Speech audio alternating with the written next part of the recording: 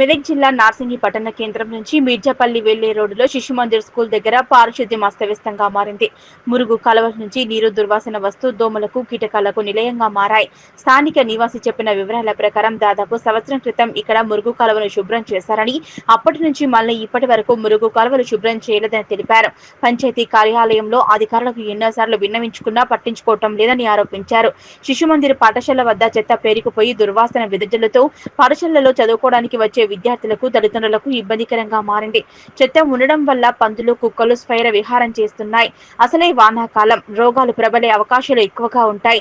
చెత్త ఎత్తకపోవడం వలన మురుగు కాలువను శుభ్రం పరచకపోవడంతో తాము రోగాల పాలు అయితే బాధ్యులు ఎవరని, తాము పరిస్థితి ఎలాగా ఉంటుందని వాపోతున్నారు.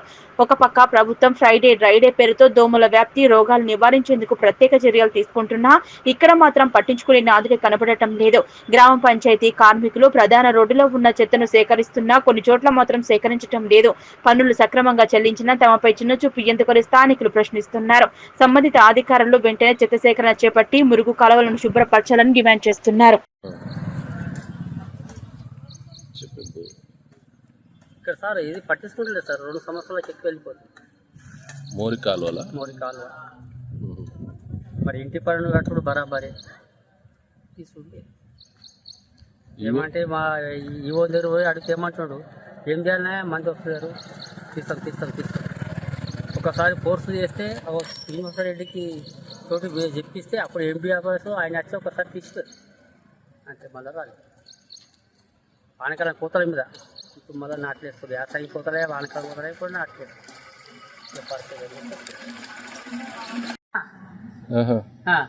ఎందుకు వాళ్ళు వస్తలేరు మొత్తం చూడు, నువ్వు తీసినట్టు కనిపిస్తుంది. నీకు 2 సంవత్సరాలు వెళ్ళిపోతుంది. ఏడ మాట్లాడతాడు. మరి ఈవో సాబ్ చెప్తే ఏమంటున్నారు? తీపిస్తానే కథం 2 సంవత్సరాల నుంచి రాలేదు. 2 సంవత్సరాల నుంచి కాకపోతే తీసిన మనిషితో రుబ్బు ఇస్తాడండి. ఈ మనిషి ఎప్పుడు తీసిందని ఇంకా మా జిల్లా ఒక ఆయన చచ్చిపోతే ఆ రోజు వచ్చి విడికెళ్ళి ఆడికెళ్ళి ఈయన దగ్గర తీసుకెళ్ళి కథం తెల్లారి అటే దిక్కులు, మళ్ళీ ఒకనాడు వనంగనంగా రేసుతో తీసుకుని అటే దిక్కులు. అది కూడా మళ్ళీ అన్న కూడా తీసినాక మళ్ళీ ఎక్కిపోయాయి.